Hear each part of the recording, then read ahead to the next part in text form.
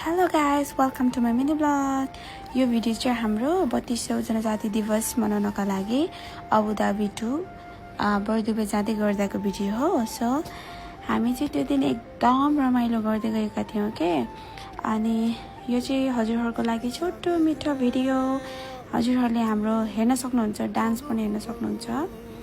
हामी चाहिँ यसरी नाच्दै गाउँदै गयौँ अनि जाँदै गर्ने क्रममा ट्याक्क मैले बुर्ज खलिफालाई देखेर ट्याक्क बुर्ज खलिफाको फोटो पनि लियो। त्यसपछि चाहिँ मैले बिचबिचमा भिडियो नै नगरिकन अनि ट्याक्क SK7 क्लबको भिडियो देखाएका छौँ यहाँ होइन। त्यहाँ पुगेपछि चाहिँ मैले त्यहाँ देखेँ कि सबै जातिको व्यक्तिहरू आइसक्नु भएको रहेछ।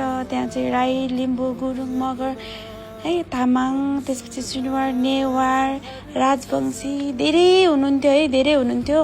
अनि प्रायः मैले यहाँ चाहिँ हाम्रो तामाङलाई मात्र फोकस गरेर भिडियो बनाएको छु, किनकि अब टिकटकमा लङ भिडियो त अब हाल्न सकिँदैन नि त। मैले त्यही भएर छोटो भिडियो मात्र हालेकी छु। अनि हाम्रो त्यहाँ तामाङ जातिहरूको चाहिँ झाँकी सो पनि भएको थियो।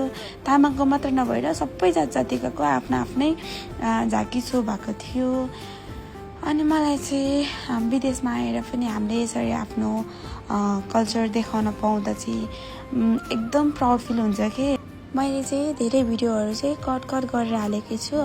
अनि मलाई चाहिँ भोइस ओभर गर्न पनि त्यति आएन कि, मलाई कति गाह्रो भयो यहाँ भोइस ओभर गर्न पनि।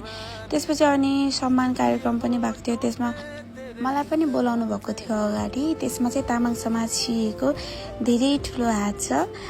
त्यसको लागि चाहिँ मैले जति पनि धेरै धन्यवाद दिएर पुग्दैन तामाङ समाजलाई चाहिँ।